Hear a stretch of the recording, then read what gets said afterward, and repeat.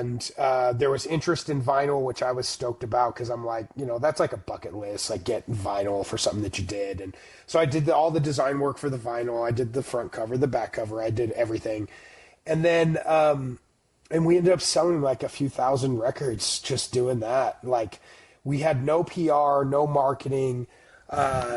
And because that was September, by February 2024, we had over 500,000 streams on just Spotify. And it was all word of mouth. We had a pretty big following in Germany. UK was doing okay. And then, of course, Colorado. And we got picked up by KEXP in Seattle. So Seattle ended up being a pretty big following as well.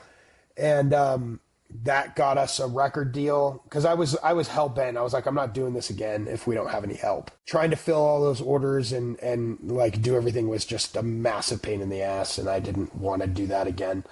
And we got a record deal. The record company is an independent record label in the UK, whose alumni includes Alkaline Trio and The Hold Steady, and Muse was on there at one point, and so they've got a pretty decent alumni list. And we just went for it. And on the record deal, they counted the first record as our first record, so they went ahead and re-released that with distribution across Europe, and then we did our second record and released that in what was it?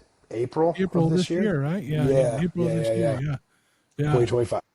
Yeah. We just recorded our third record, which will be out hopefully next summer. All right. Yeah. Cool. I just picked up Freedom Means Something, the single on Bandcamp, and like I don't know how that slipped out of my radar, but it did, and I was like, oh, let me grab this right now. So I grabbed that. It just released, man, last week or last month. It released. Right. That makes a little more sense then, So, no, it's great. That's awesome. And it just seems like it was.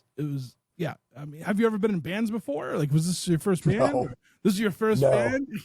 I told you, man, my wife jokes. I've made a career of doing shit I got no business doing.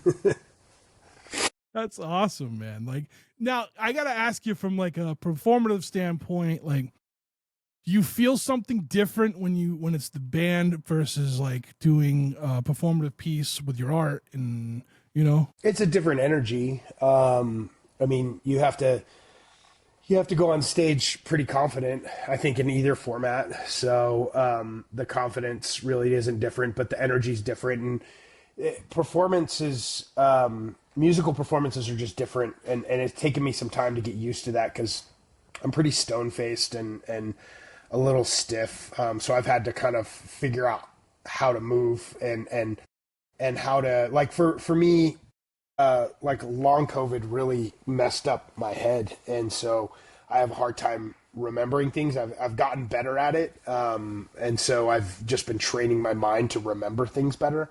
So the first record was really hard for me to memorize. And the second record was easier. And it's a combination of two things. One, I think my head's been messed up.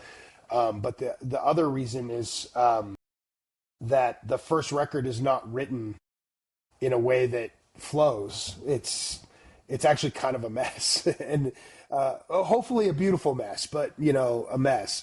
The second record flows better, and so it's easier to remember a lot of the songs. And so once I've got that dialed in, which performing for a month straight, will help you figure out a lot of that stuff. Yeah. And then that gives me room to move around and to kind of have fun with things and to start to focus on people that are in the crowd that want you to acknowledge them. And they're a part of something. They feel like there's a part of something.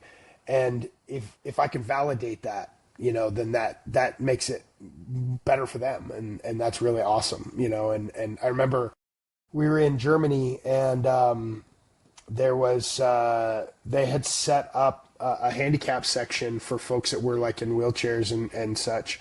And it was on like stage right. but it was like right near the front, but it was right over there. And I did a whole song where I was just like singing at them, you know, because like these are folks that don't, they're in a good spot, like as far as what they can see, but like in the U.S. they don't usually set folks up that have any sort of disabilities into a good spot. And you know, for venues where there isn't good access, like I try to bring people up like stage side and let them be stage side so they can kind of see everything.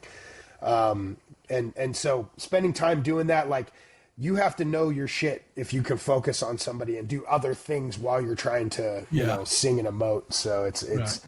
that's taken some work. But the energy is definitely different too.